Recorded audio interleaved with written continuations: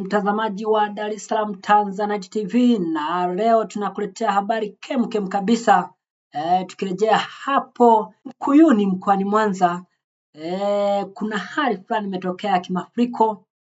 Hapa ni Mkuyuni mkoani Mwanza, katika barabara inayotokea Nyegezi stendi kuelekea mjini. Hali ni mbaya zaidi. Mafuriko yamekuwa makubwa kutokana na mvua zinazoendelea kunyesha.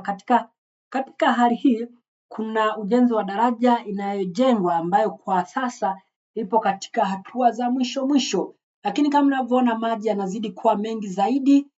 Lakini cha kushangaza pia ni kwamba watu wanaotoka Nyegezi stendi kuelekea mjini, mambo yanazidi kuwa magumu kweli kweli. Lakini baadhi ya watu wameweza kupata hasara mbalimbali katika maduka yao. Baadhi ya vitu vimesombwa na maji, lakini wengine pia baadhi ya vitu vimeweza kuibiwa.